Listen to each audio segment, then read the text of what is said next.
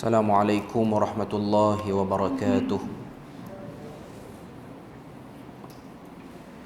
Innal hamdalillah nahmaduhu wa nasta'inuhu wa nastahdihi wa nastaghfiruh wa na'udzu billahi min shururi anfusina wa min sayyiati a'malina.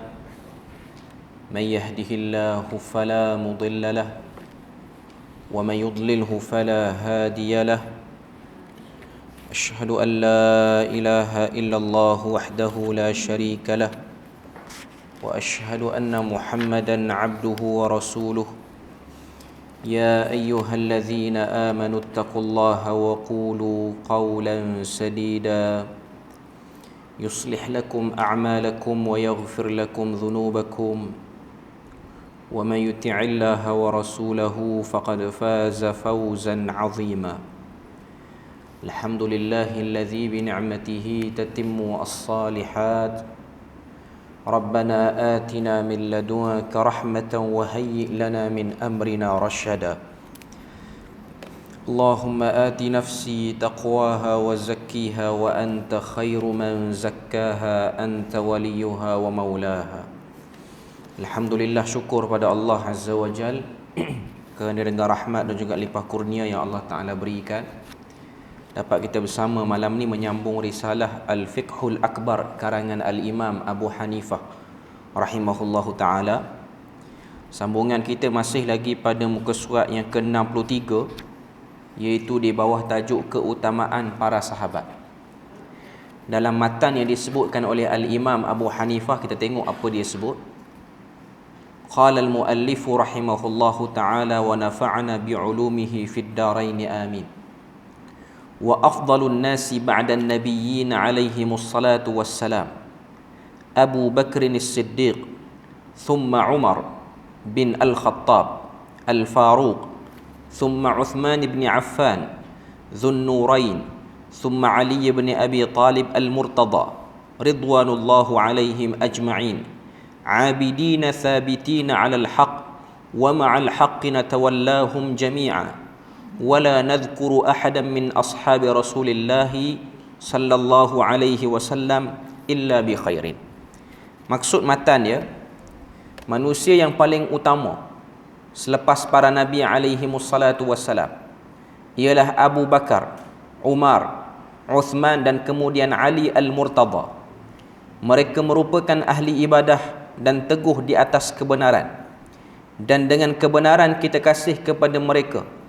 Kita tidak menyebut seorang pun sahabat Rasulullah sallallahu alaihi wasallam melainkan dengan kebaikan. Jadi dalam bahagian ni Al-Imam Abu Hanifah nak sebut pada kita hierarki kedudukan orang-orang yang dekat dengan Allah Azza wa Jalla. Yang pertama sekali ialah Nabi dan Rasul. Ini ialah manusia yang Allah Ta'ala pilih menjadi utusan kepada Allah Ta'ala. Dan kesemua Nabi dan Rasul ini membawa seruan yang sama, iaitu Tauhid, dan melawan benda yang sama, iaitu syirik. Cuma syariat, ritual-ritual ibadah berbeza mengikut Nabi-Nabi, mengikut pada zaman diturunkan. Lepas daripada Nabi, maka pada setiap Nabi ni dia ada teman rapat. Kita panggil sahabat, setengah-setengah panggil hawariyun.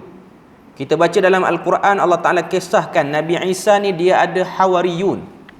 Hawariyun ni lah orang-orang yang duk rapat mengikuti ajaran Nabi Isa alaihissalam. Maksudnya setiap Nabi ni dia mungkin ada orang-orang rapat, dan juga ada Nabi dan Rasul yang memang tak ada pengikut rapat pun, hatta daripada darah dagingnya sendiri. Okay. Cuma untuk kita, Nabi Muhammad ni ada sahabat-sahabat. Bilangan sahabat tu ramai.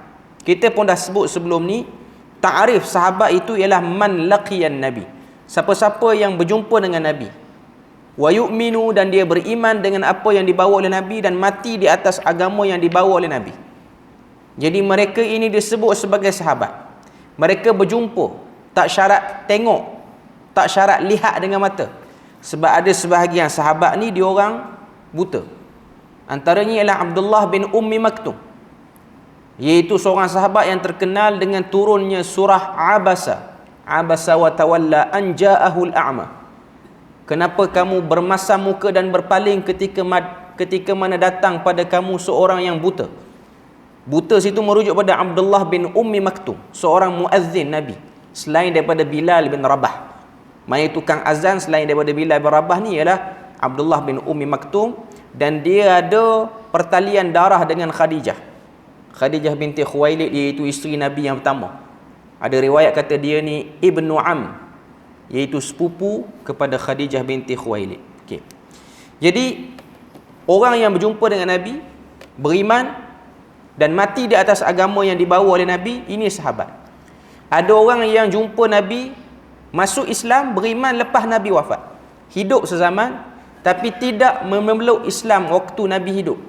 Ini dipanggil dengan nama mukhadram, istilah dia. Walaupun ada sebahagian ulama memasukkan mereka dalam at-tabi'in, memang mereka tabi'in lah, sebab mereka jumpa sahabat. Sebab tarikh bagi tabi'in ni orang yang jumpa sahabat, beriman dengan agama Islam dan mati di atas agama tersebut. Itu tabi'in. Okay. Cuma nak katanya, sahabat Nabi ni ramai. Dalam hadis Jabir, hadis sifat haji Nabi, waktu Nabi khutbah Hajjatul Wada', haji terakhir, dikatakan kebanyakan perawi meriwayatkan bilangan orang yang datang dengar Nabi khutbah, waktu Nabi khutbah di atas haiwan tunggangan tu, di atas unta tu, bilangannya anggaran lebih kurang 140,000 ataupun 150,000. Jadi para ulama memasukkan ke semua tu sahabat Nabi, semua pada hari itu menjadi sahabat Nabi. Dan sahabat Nabi ni telah membentuk generasi, membentuk zaman dan tamadun dia sendiri. Sebab tu dalam hadis Nabi puji dan Nabi letakkan sahabat ni ada kedudukan. Sebab tu dalam kalangan sahabat ni dia ada bahagian-bahagian. Antara sahabat-sahabat ni, sahabat mana yang paling terbaik? Yang paling terbaik ialah Asyaratul Mubashirin bil Jannah, 10 orang yang dijamin syurga. Kemudian yang join perang Badar, dan kemudian dia adalah dia punya susunan-susunan dia. Okay. Cuma kalau kita tengok sahabat yang paling last sekali meninggal, ianya ialah Abu Tufail Amir bin Wasilah. Ni sahabat yang paling last meninggal. Meninggal je dia, tak ada dah sahabat lepas pada tu. Nama dia ialah Abu Tufail Amir. Abu Tufail tu gelaran, nama betul dia ialah Amir bin Wasilah. Wafat pada tahun 102 di Mekah, sebahagian riwayat kata 110. Ada yang menggelarkannya dengan nama Abu Tufail Amir bin Wasilah Al-Kinani. Sebahagian riwayat sebut macam tu. Okay. Cuma nak katanya ini ialah penanda aras. Wafat saja Abu Tufail, maka tidak ada lagi sahabat selepas daripada tu. Dan usia Abu Tufail tu dah menjangkau hampir 100 tahun. Hampir 100 tahun lah usia dia. Ada beberapa orang sahabat ni yang panjang usia. Cuma kita tak nak ceritalah satu-satu sahabat ni, sebab dia satu bahagian yang besar dan panjang. Dan orang kata apa, para ulama pun ada tulis buku berkaitan dengan sahabat ni. Sahabat ni berapa orang, biografi sahabat, terjemah sahabat satu-satu. Okay. Kalau kita tengok dalam apa nama ni, muka surat 64, sebab kita dah baca sikit syarah dia baru ni. Okay. Muka surat 64 tu penulis pensyarah kepada fiqh akbar ni, dia datangkan beberapa ayat Al-Quran. Yang pertama surah At-Taubah ayat 100, yang kedua surah Al-Fath ayat yang ke-18, dan yang ketiga ialah surah At-Taubah ayat yang ke-40. Ni ketiga-tiga ayat, ketiga-tiga dalil daripada Al-Quran ni ialah menunjukkan kedudukan para sahabat. Kalau kita tengok surah At-Taubah ayat 100, Allah Ta'ala sebut was-sabiqunal awwaluna minal muhajirin wal ansar walladzina tabauhum bi ihsanin radhiyallahu anhum wa radu an wa a'adda lahum jannatin tajri min tahtiha al-anharu khalidina fiha abada dzalikal fawzul azim. Maksudnya, dan orang-orang yang terdahulu yang mula-mula hijrah, yang memberi bantuan, iaitu daripada kalangan orang muhajirin dan juga orang-orang ansar. Allah Ta'ala sebut as-sabiqunal awwalun minal muhajirin wal ansar walladzina tabauhum, dan orang-orang yang menurut jejak langkah mereka dengan kebaikan dan iman, maknanya ikut dengan keimanan dan ketaatan. Walladzina tabauhum bi ihsanin radhiyallahu anhum wa radu an. Ini ialah kemuliaan. Allah Ta'ala redha akan mereka dan mereka pula redha akan Allah Azza wa Jalla. wa a'adda lahum jannatin tajri min tahtihal anhar. Lalu kami janjikan pada mereka syurga yang mengalir di bawahnya sungai-sungai, khalidina fiha, kekal mereka dalam tu selama-lamanya. Zalikal fawzul azim. Itulah kejayaan yang paling terbesar, tidak ada kejayaan yang lebih besar lagi selepas daripada tu. Ini kemuliaan para sahabat. Itu dalil pertama. Dalil kedua, surah Al-Fath ayat yang ke-18. Laqad radiyallahu 'anil mu'minina idh yubayi'unaka tahta asy-syajarah fa'alima ma fi qulubihim fa'anzala as-sakinata 'alaihim wa athabahum fathan qariba. Demi sesungguhnya Allah Ta'ala kata radiyallahu 'anil mu'minin. Allah Ta'ala redha akan orang beriman. Yang mana? Idh yubayi'unaka tahta asy-syajarah, iaitu yang telah memberi janji setia kepadamu wahai Muhammad di bawah naungan pohon yang termaklum di Hudaibiyah, iaitu dalam peristiwa Sulh Al-Hudaibiyah 2 tahun sebelum pembukaan kota Mekah, tahun ke-5 ataupun sekitar tahun yang ke-6. Berapa orang? Dalam riwayat kata 1,400 ke 1,500 orang sahabat yang berada di bawah pokok yang telah berjanji setia untuk taat pada Nabi, terima apa saja arahan. Sebab pada waktu tu desas-desus mengatakan Uthman dibunuh sebagai utusan yang dihantar masuk ke tanah haram Mekah untuk beritahu kita orang Islam ni datang untuk buat umrah, bukan untuk perang. Tapi sehari tak balik, 2 hari tak balik, 3 hari tak balik, sehingga mengundang berbagai spekulasi. Waktu tu berlakunya perjanjian Hudaibiyah. Itu nak tunjuk pada kita kemuliaan sahabat.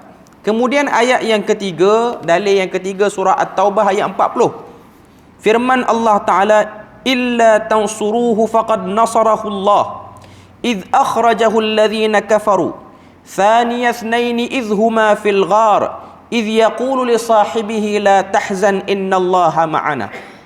Maksud ayat ni, Allah Ta'ala kata kalau kamu tidak menolongnya, iaitu Nabi Muhammad, maka sesungguhnya Allah Ta'ala telah pun menolongnya, iaitu ketika kaum kafir di Mekah mengusirnya keluar daripada negeri Mekah, sedang dia salah seorang daripada 2 sahabat semasa mereka berlindung dalam gua.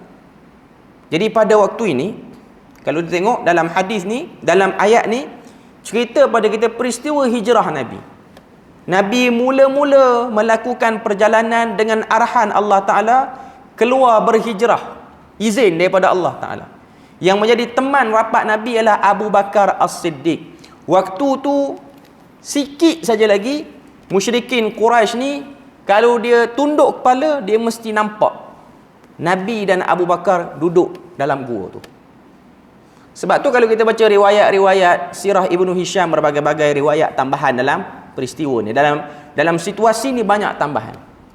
Ada kata labah-labah buat sarang. Riwayat tu memang ada pun. Okay. Tapi betul ataupun tidak, kemudian kita bincang.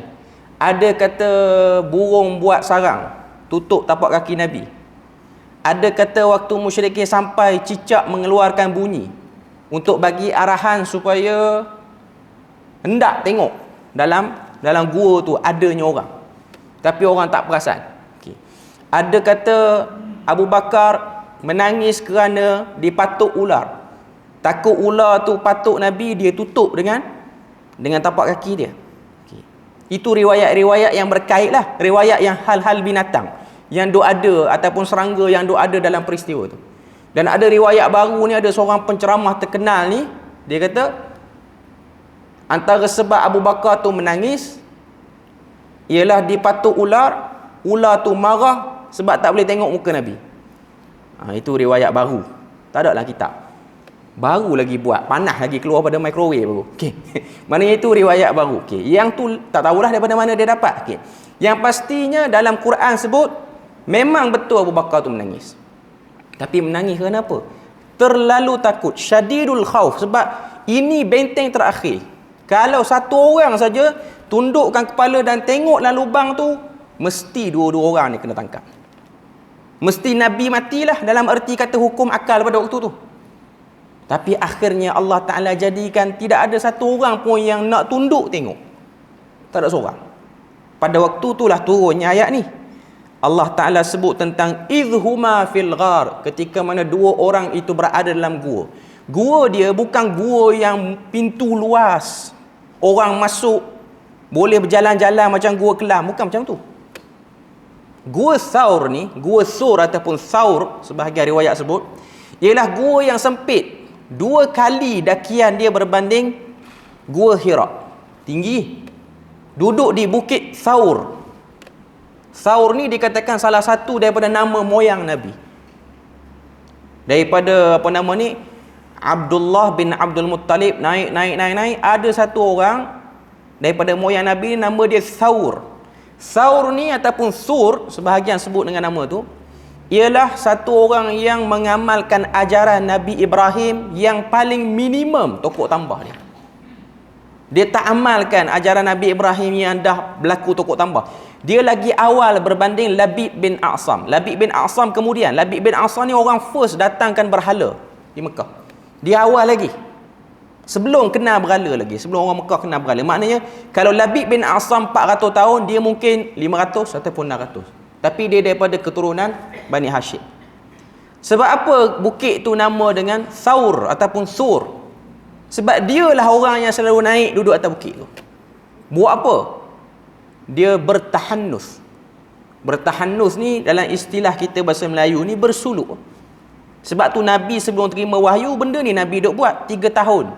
Tiap kali bulan Ramadan sebelum terima Iqra bismi rabbikal ladzi khalaq, yatahannath. Kata Aisyah radhiyallahu anha, Nabi kata dia akan naik, dia akan bertahannus. Itu ialah saki-baki ajaran syariat Nabi Ibrahim yang terdahulu. Sebab tu gua tu dinamakan, bukit tu dinamakan dengan nama Thur ataupun Thaur, dengan baris atas. Okay. Dia punya gua tu ialah lubang yang sempit, yang orang masuk pun payah. Sebab kalau gua tu jenis macam gua yang mulut luas, tak perlu sembunyi pun, mesti akan nampak. Maknanya satu gua yang sangat sempit, dia punya mulut gua tu, tapi dalam tu luas. Muatlah masuk 3-4 orang. Okay. Sebab itulah kalau kita tengok, tidak berlakunya penangkapan kepada Nabi dan juga Abu Bakar, selain daripada rahmat Tuhan terhadap Nabi dan juga Abu Bakar, ianya juga mengambil kira benda-benda yang munasabah dan rasional. Waktu satu orang ni nak keluar melarikan diri, dia mesti akan ambil langkah-langkah keselamatan. Dia bukan hanya berpada dengan tawakkal ala Allah, tawakkal ala Allah. Bukan macam tu saja. Tengok jugalah angle-angle, ruang-ruang yang boleh diambil kira untuk faktor keselamatan. Okey. Kemudian muka surat 65, ulama sepakat mengatakan yang dimaksudkan teman dalam gua ialah Abu Bakar. Kelebihan beliau tidak bersembunyi lagi kerana Allah Ta'ala menyebut beliau tentang beliau dalam Al-Quran. Yang kedua, Allah Ta'ala menyebut beliau sebagai sahabat pada Rasulullah. Rasulullah menyatakan kepadanya bahawa Allah bersama kita. Ini antara penguat-penguat yang digunakan untuk mengatakan tidak ada lagi sahabat lain yang dimaksudkan dalam surah At-Taubah yang 40 ni melainkan Abu Bakar. Okay. Walaupun ada riwayat-riwayat yang cuba mempertikaikan, terutamanya riwayat yang datang pada Syiah nak mengatakan bahawasanya yang bersama dengan Nabi itu ialah Ali bin Abi Talib, dan ada macam-macam lah, macam-macam takwilan-takwilan yang dibuat. Okay. Lepas daripada sahabat-sahabat yang disebut tu, sahabat-sahabat yang disebut pada matan tu, iaitu dia sebut Abu Bakar, dia sebut Umar, dia sebut Uthman, dia sebut Ali. Okay, muka surat 65, sahabat 10 yang dijamin syurga, di mana jaminan mereka itu disebut secara khusus dalam satu hadis yang diriwayatkan oleh Al-Imam At-Tirmidzi. Ini part terakhir untuk tentang bab sahabat ni. Kita tengok. An Sa'id bin Zaid anna Rasulullah sallallahu alaihi wasallam qala. Daripada Sa'id bin Zaid, Rasulullah bersabda, "Asharatun fil jannah." 10 orang sudah pasti tempat duduknya dalam syurga. Abu Bakrin fil jannah, Nabi kata. Abu Bakar dalam syurga. Wa Umaru fil jannah, Umar dalam syurga. Wa Uthmanun wa Ali wa Zubair wa Talha wa Abdul Rahman wa Abu Ubaidah wa Sa'd bin Abi Waqqas. Qala fa'adda ha'ula'i at-tis'ah wa sakata 'anil 'ashir faqala al-qaum nanshuduka Allah ya Abal A'war min al-'ashir. Qala nashadtumuni billahi Abul A'war fil jannah. Okey, tengok maksud hadis dia. Hadis dia ni macam-macam riwayat. Riwayat dalam Abu Daud lain, riwayat dalam Muslim lain, riwayat, tapi dia pakai ni riwayat Tirmizi. Okey. Kita tengok apa dia sebut. Dia kata 10 orang berada dalam syurga, Abu Bakar dalam syurga, Umar dalam syurga. Dalam riwayat Muslim, Nabi sebut satu-satu. Umar fil jannah wa Uthman fil jannah wa Aliun fil jannah. Itu. Tapi riwayat ni sampai dekat Umar fil jannah, kemudian Nabi sebut nama je. Uthman, Ali, Zubair. Zubair ni ialah Zubair bin Al-Awwam yang merupakan biras kepada Nabi. Nabi kahwin dengan Aisyah, Zubair kahwin dengan Asma binti Abi Bakar, sehingga melahirkan Abdullah bin Zubair. Okay.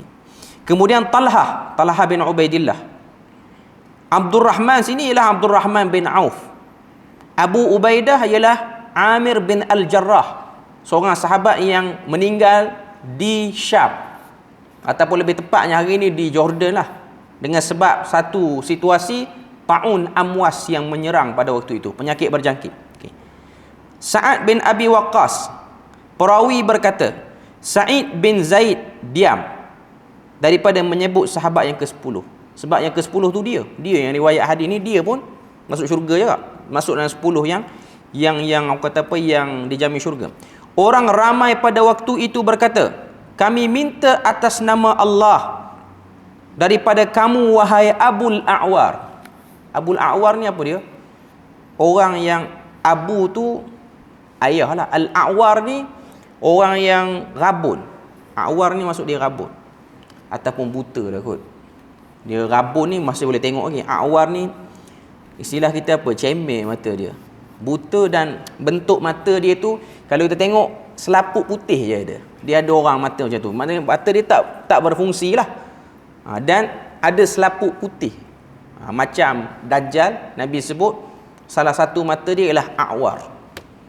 Maknanya mata dia tu bentuk dia macam kurma yang kecut dan ada selaput yang tebal. Okay. Orang panggil kepada Sa'id bin Zaid ni Abul A'war.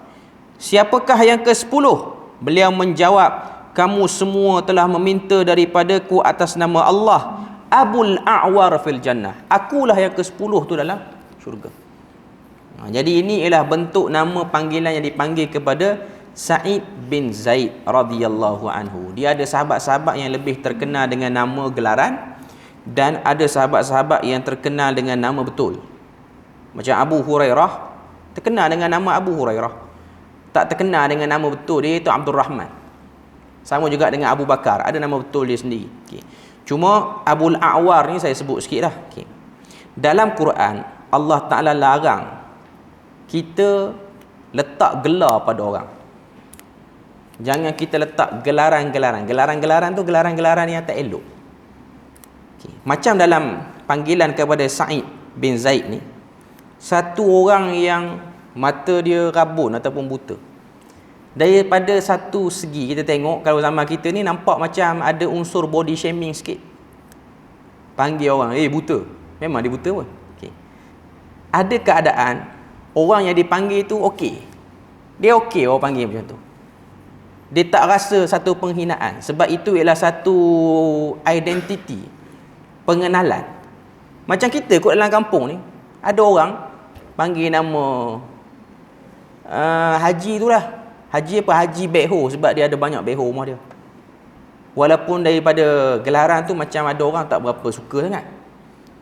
Yang capek tu, yang tempang, ada orang dia nak perkenalkan orang tu dengan cara tu. Tengok keadaan. Kalau orang panggil dia tu dia okey. Okey. Kalau orang tak suka, jangan panggil. Kalau orang Pantai Timur ni dia lagi dahsyat bab-bab macam ni. Bucik panggil orang. Bucik ni gemuk lah. Okay. Ada orang dia okey panggil. Sama apa? Rosli apa? Tak kenal. Rosli ramai. Rosli bucik tu. Baru orang kenal. Sebut depan dia makan penampar. Tapi kalau ada orang dia okey sebut depan. Orang panggil saya Rosli bucik. Dia okey. Okay. Yang ni dia okey. Dia ada orang dia tak okey. Nak body shaming pun agak-agak lah. Okay. Tapi body shaming ni bukan benda yang elok lah. Quran larang benda tu. Macam sebab tu Nabi pernah tegur sebahagian para sahabat yang panggil Bilal, ya banatas sauda, wahai anak wanita hitam. Exactly-nya, secara realitinya memang dia kulit hitam. Tapi Nabi tahu itu ialah benda yang tak elok sebab ada unsur-unsur kata apa, rasis di situ. Jadi Nabi tak galakkan sahabat, tak galakkan, Nabi larang terus sahabat untuk buat benda tu. Okey.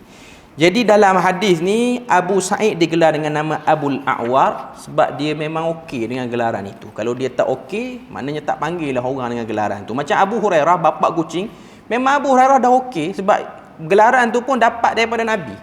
Nabi yang bagi. Sebab tengok dalam lengan baju dia ada kucing dan dia tak rasa itu ialah satu penghinaan. Tapi itu ialah satu kemuliaan. Okey. Selesai kita untuk bab para sahabat. Masuk muka surat 66. Tidak boleh mengkafirkan orang beriman. Tidak boleh mengkafirkan orang beriman. Tengok matan dia muka surat 66. Wala nukaffiru musliman bi dhanbin min adh-dhunub bi dhanbi min adh-dhunub wa in kanat kabirah. Idza lam yastahilluha wala nazila anhu ismul iman wa nusammihi mu'minan haqiqah wa yajuzu an yakuna mu'minan fasiqan ghaira kafira. Okey. Tengok apa maksud matan dia. Dia kata wala nukaffiru musliman. Kita tidak mengkafirkan seorang muslim dengan sebab mana-mana dosa yang dilakukan. Ini ialah garis panduan untuk mengatakan satu orang tu kafir. Dalam bab mengkafirkan orang, macam mana Imam Abu Hanifah dia sebut tentang bab ni. Dia kata, kami tidak mengkafirkan seorang muslim sebab mana-mana dosa yang dilakukan. Walaupun ianya dosa besar, selama mana dia tidak menganggapnya halal. Maknanya satu orang muslim yang buat dosa, dia pun tahu benda tu dosa. Bila mana dia buat, orang tahu dia buat, kita yang tahu ni tak kata dia kafir. Sebab golongan yang kata ke orang buat dosa besar ni kafir ialah golongan Mu'tazilah pada waktu itu. Dia orang menjadikan pelaku dosa besar ini sebagai orang yang keluar daripada daerah keislaman dan keimanan. Jadi Imam Abu Hanifah, dia nak sebut dia tak bersama dengan fahaman seperti ini. Okay, tengok apa lagi dia sebut. Selama mana satu orang yang buat dosa tu, dia tak kata pun dosa yang dia buat itu halal. Dia tak kata pun, maknanya contoh, ambil contoh, satu orang dia minum arak. Waktu dia minum arak, dia tak kata pun minum arak itu boleh dalam Islam. Tapi dia minum, dia terkalah dengan hawa nafsu dia. Okay. Yang ni still lagi seorang muslim. Tapi iman dia tak kuat lah dengan sebab dia dah buat dosa besar. Tapi keluarkan dia daripada Islam, itu tidak berlaku dalam pegangan Abu Hanifah ataupun pegangan Ahlus Sunnah wal Jamaah secara keseluruhannya. Okay. Dan kita tidak menghilangkan, membatalkan daripadanya nama iman, dan kita menamakannya sebagai mukmin pada hakikatnya. Kita panggil dia mukmin, harus kita panggil dia mukmin. Boleh jadi dia seorang mukmin yang fasik tapi dia tidak kafir. Okay. Tengok betapa berhati-hatinya dalam bab nak mengkafirkan orang. Tengok dalam huraian. Sesiapa yang masuk dalam Islam dan iman dalam keadaan yakin dan tasdik, maka dia tidak terkeluar daripadanya. Dia masuk Islam, dia beriman, dia tunduk dengan semua halal dan haram, walaupun dia mungkin nanti terjerumus dalam keharaman. Dia terbuat benda yang dilarang. Okay. Tidak boleh dihukumkan kafir kecuali apabila ada sesuatu yang meyakinkan yang terbit daripadanya, seperti apabila dia menolak Islam atau mengingkari sebahagian daripada Islam. Maknanya dia kata arak ni tak haram pun dalam Islam. Perkataan itu kafir. Tu pun kena cari banyak lagi bukti-bukti nak kata dia tu kafir. Sebab dalam bab mengkafirkan satu-satu orang ni, banyak garis panduan yang ketat diletakkan oleh para ulama. Dia ada takfir aini, takfir secara jelas pada orang tu, ataupun takfir pada perbuatan. Bukan takfir pada orang tu, tapi takfir pada perbuatan. Dan siapa yang boleh takfirkan orang ni, kafirkan orang ni? Pihak-pihak berautoriti, merujuk kepada para ulama lah.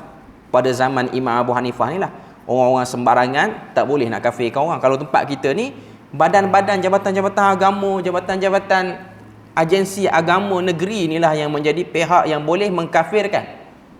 Kalau dia ada satu-satu kes yang dia kena hadapi, dia kena putuskan. Boleh tak boleh, betul tak betul benda ataupun perkara yang orang tu buat. Okay. Kita tengok, berbeza dengan Khawarij. Tadi saya sebut Mu'tazilah kan, yang betulnya lah Khawarij. Okay. Berbeza dengan Khawarij. Kita tengok, bagaimanapun orang beriman yang melakukan dosa tetap bersalah dan dikira fasik dengan sebab mengerjakan dosa besar. Inilah pegangan Ahlus Sunnah. Berbeza dengan Khawarij, mereka mengatakan orang yang melakukan dosa besar akan kekal dalam neraka kerana telah jatuh kafir. Memang di sisi Khawarij memang macam tu. Sebab tu saya nak sebut sini. Khawarij ke, Murji'ah ke, apa-apa saja, Qadariyah ke, Mu'tazilah ke, okay. Tuan-tuan kena tahu, pada zaman mula-mula keluar idea-idea ni, idea kelompok Khawarij, Mu'tazilah, Murji'ah, Qadariyah, apa-apa semua ni, kita jangan bayangkan dia orang yang malas beribadah ataupun tak suka pada agama. Cetusan idea-idea ni datang daripada orang-orang yang memang pulun buat ibadah. Kalau tuan-tuan tengok Khawarij, Syiah sendiri pun, mereka ni ialah memang orang yang dalam bab ibadah kuat buat ibadah. Tengok zaman dulu, bukan zaman sekarang, zaman dulu.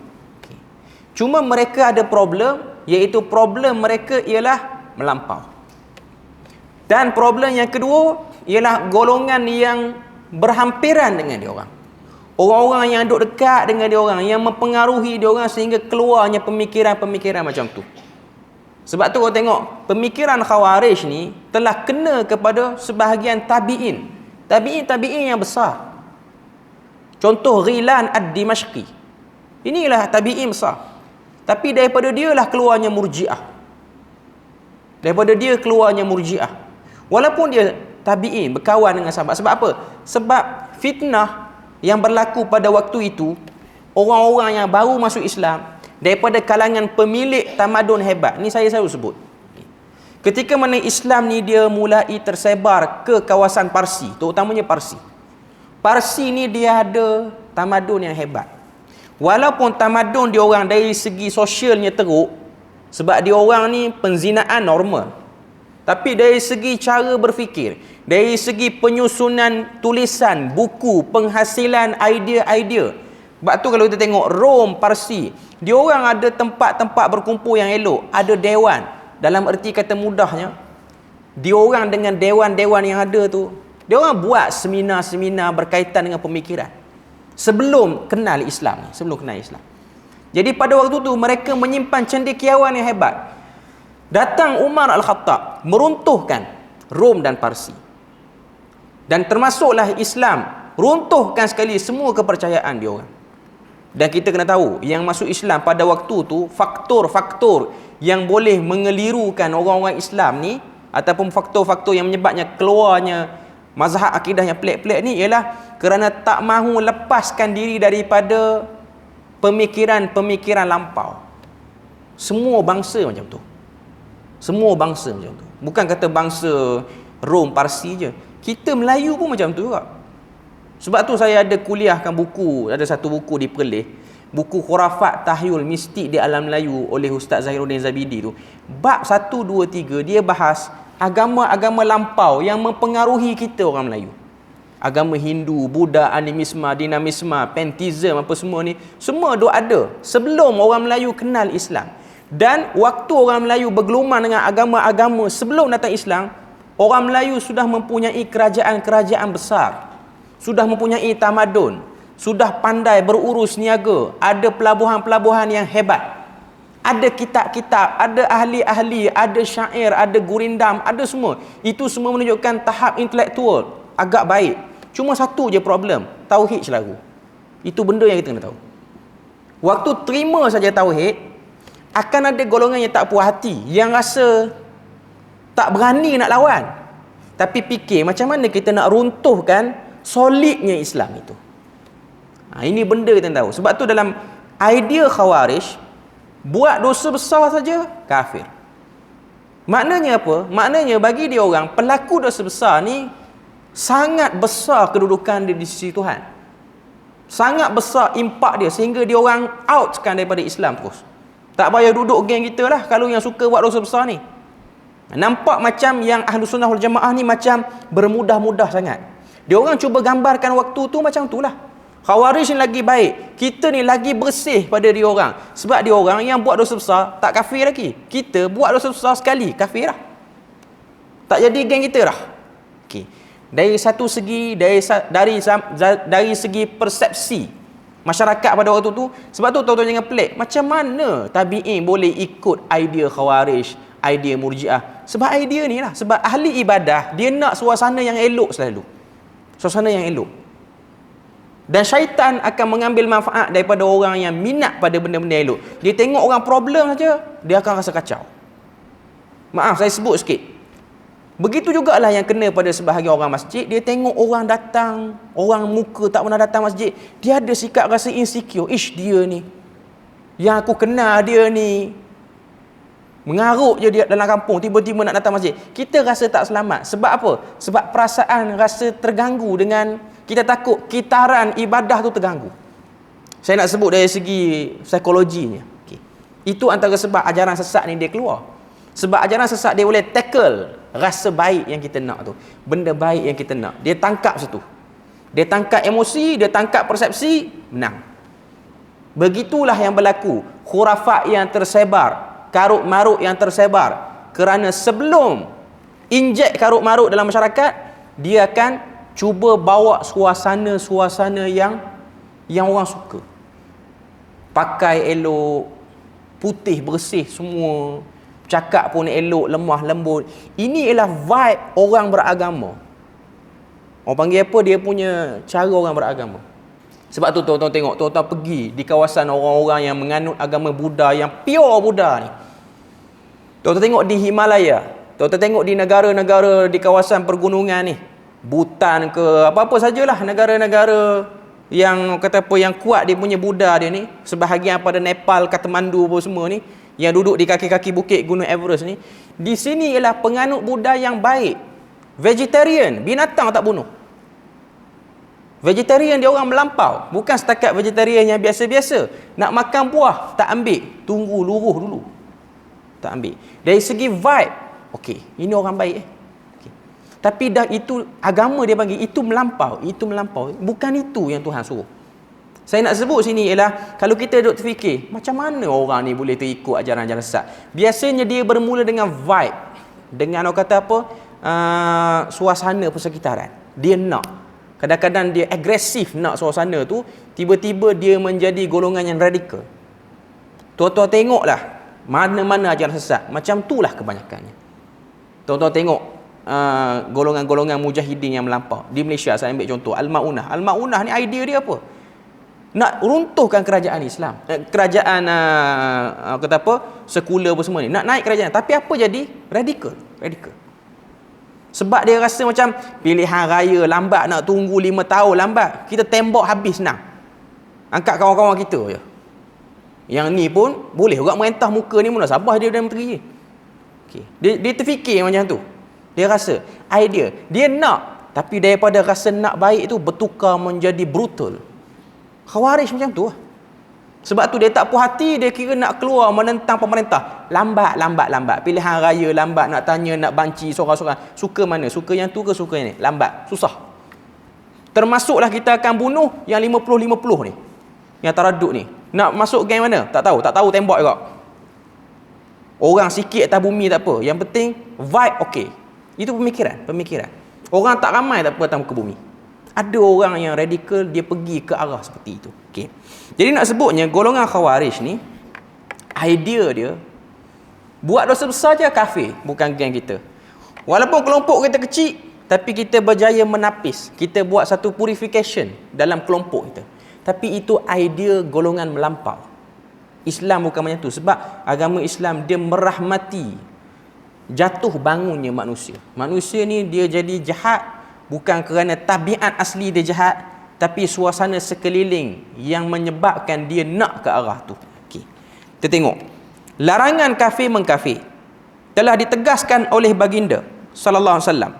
Iaitu hadis riwayat Bukhari. Ayyuma rajulin qala li akhihi ya kafir faqad ba'a biha ahaduha.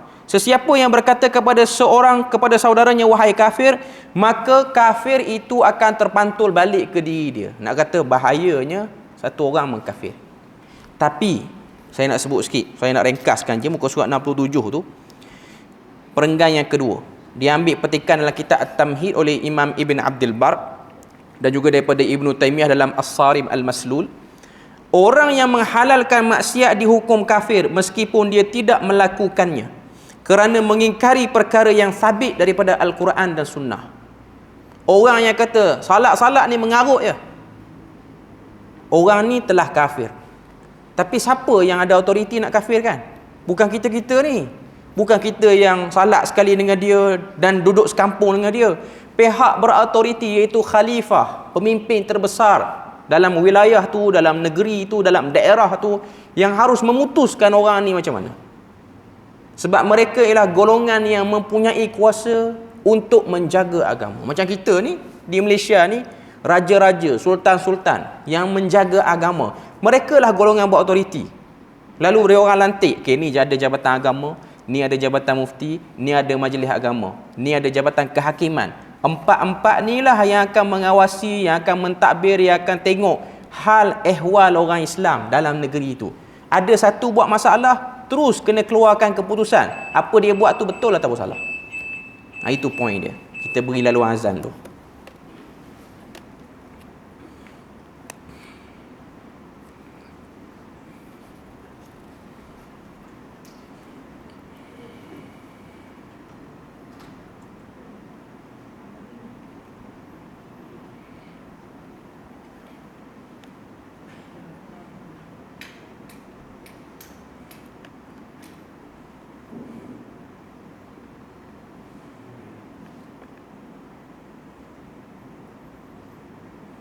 Allahu Akbar, Allahu Akbar. Allahu Akbar, Allahu Akbar.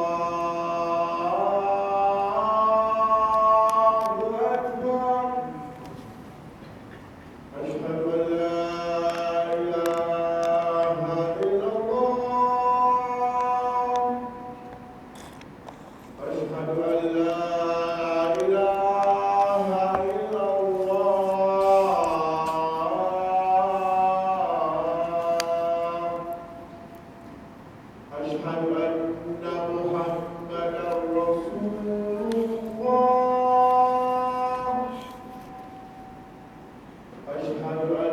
Asyhadu an la